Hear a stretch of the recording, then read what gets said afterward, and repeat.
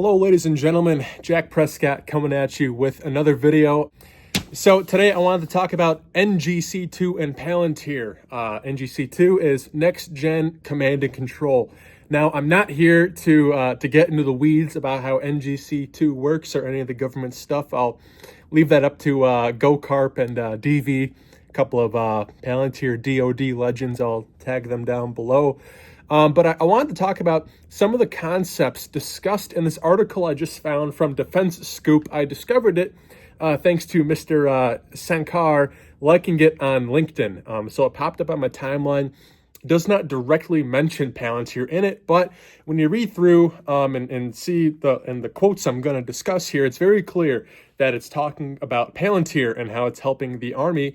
And specifically, I wanted to talk about these concepts, and as I talk through them, I'd like you to think about how they might apply in the commercial sector, because when I was reading through this, not only is everything in it really cool, but I think that there's a lot of parts about this that you can see clearly translate to the commercial sector. And so without further ado, quote number one. So, when the U.S. military went from the analog world, think pins on corkboards to track troops and plan operations, to the digital world, each individual community developed their own systems. This led to stovepipes where information and data based on warfighting function, such as fires or intelligence, couldn't be transferred effectively because they were bespoke. In other words, these, as they say, the data sources were disparate. So once the Army decided that this arrangement was no longer suitable, however, a new approach, I wonder what that new approach is, required the big lift of standardizing the data streams and developing the robust network to allow data to flow. That sounds a lot like Pilly, doesn't it? And so if you've ever worked with a government system, in my example, I was a SBA lender working with the CAFS, Capital Access Financial System. If you've worked with anything like that, you'll know that the United States government systems are junk, to say it point blank. Now imagine every government department, branches of the military or different departments having their own individual junk systems, I'll call them, that store and record data in their own way. Foundry, or in this specific case, PG, Palantir Gotham, for the example of this article, is able to clean and integrate all this data into one single pane of viewing. And so on top of this, then you have all the different environments in which this software must be deployed. Outdated proprietary systems that these legacy companies use, they're still used for critical information. And now I'm kind of shifting the focus into the commercial sector. So think about companies running on Windows XP or old IBM mainframes, whatever it may be. Apollo allows you to understand your software deployment landscape within hours and then reliably deploy the software and manage releases. And on top of that, effectively support your software. And so it's kind of like Apollo is the AI for scaling complex deployments. It's like the AI to deploy the AI that is, Foundry and Gotham. And so, in this example, you can see how clearly NGC2, the Army, is able to take their different systems and plug it into Foundry, and everything's good to go. And now you can imagine a giant company such as Coca-Cola that's been around for a very, very long time might be in a similar situation with, what they call disparate data sources and different legacy systems that information is still being recorded on. And so, and not to mention, Apollo can deploy updates at the edge. So regarding how that might apply in the commercial sector, I'm not sure when edge computing might be needed. I guess when they have, manufacturing items with sensors that Foundry is running directly on, then on those edge cases, they can deploy updates as well. But moving forward, quote number two, I should say, the Army developed a horizontal technology stack that goes from a transport layer to an integration layer to a data layer to an application layer, which is where soldiers interact with it. This involved the difficult task of working with companies to standardize all the data from each of the warfighting positions and collapsing those functions into applications on a common operating picture.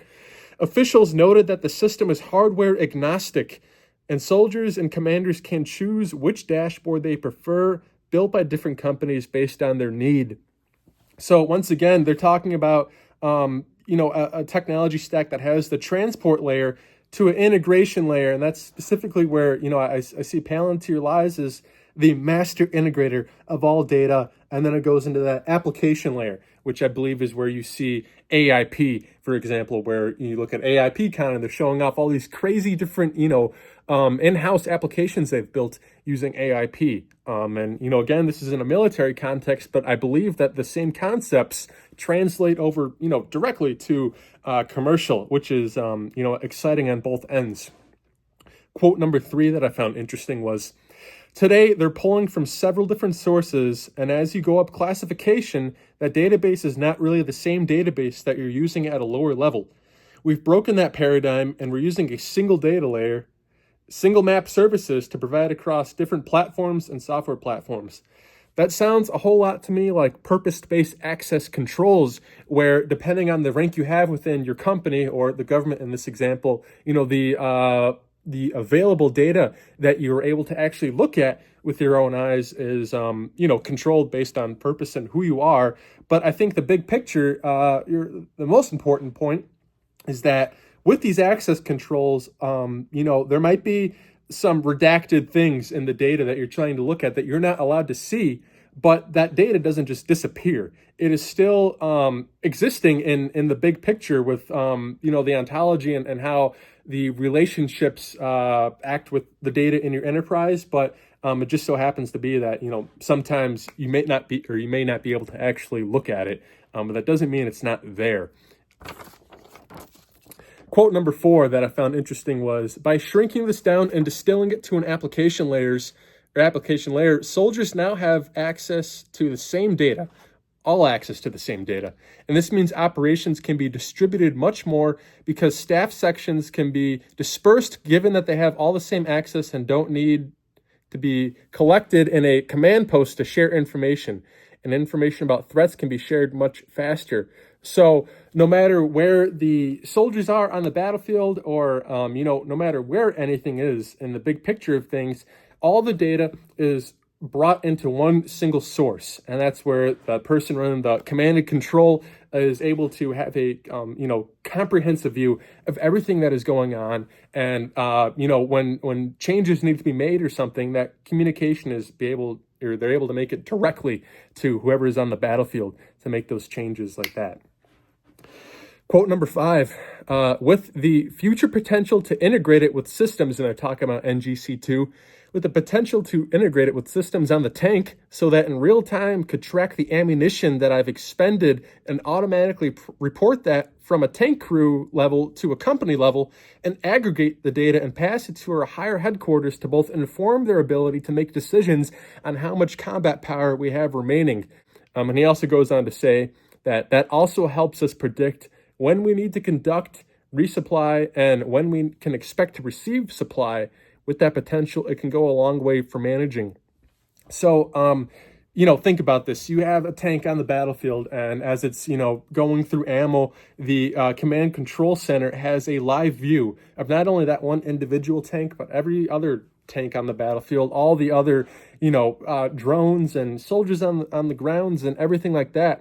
All of these little fragments of data that on their own might not be important. When you have all of it integrated into one single place, you might be able to spot weaknesses through the vast amounts of data. And like they're saying here, they can get ahead of problems before they start.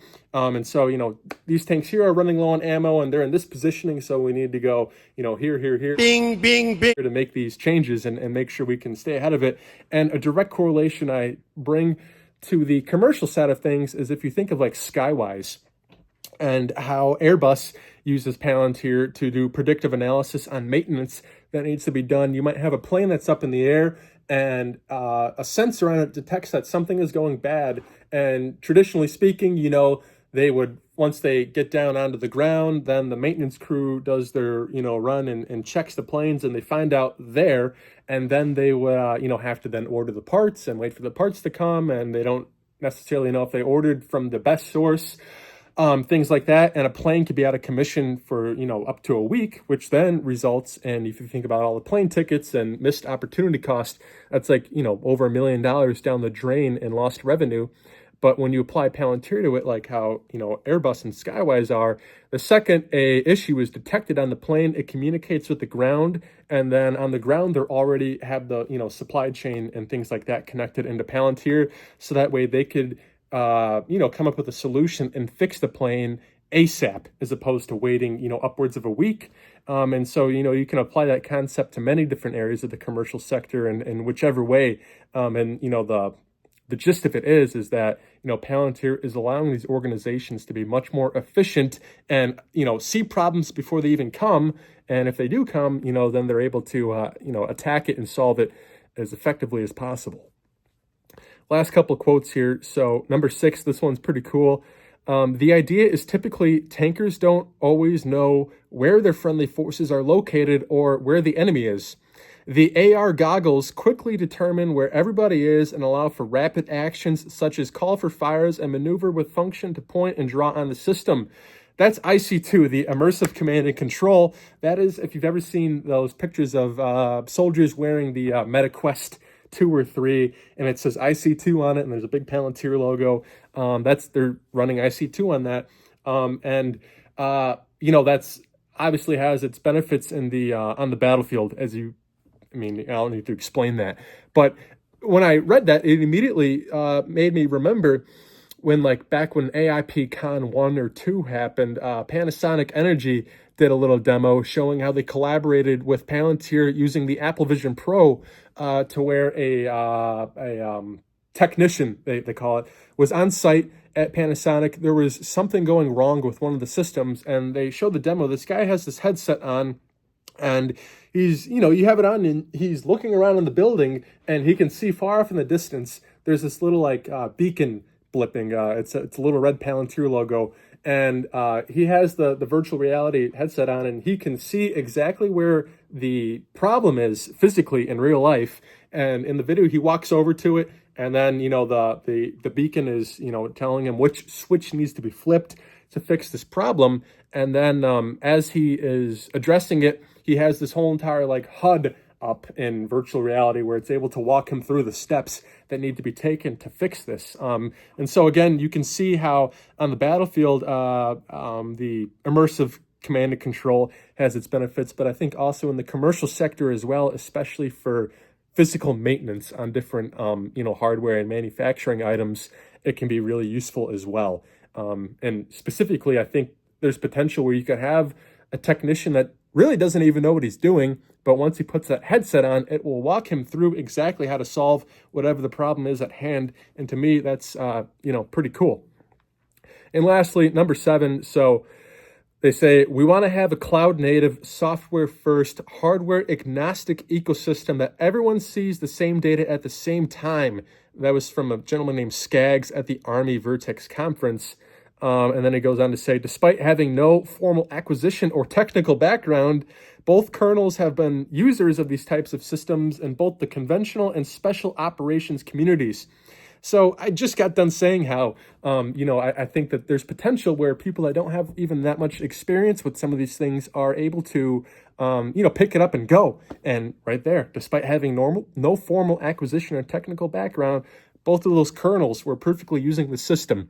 So not only does that prove that, Palantir is a game changer with these, how it's able to integrate disparate data sources, get it all to, be viewable through one single pane and have the logic and context of your enterprise or, government organization, whatever, in that data.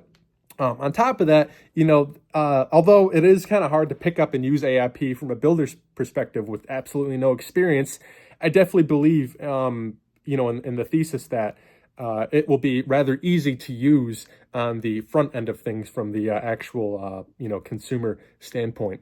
And so that's all I have for today. I wanted to make this video because, again, like I said, although this is specifically diving into defense, I think a lot of the capabilities that are described in this article translate over to the commercial side. And sometimes it's, it's easier to understand things through, analogies as opposed to trying to, break it down super technical.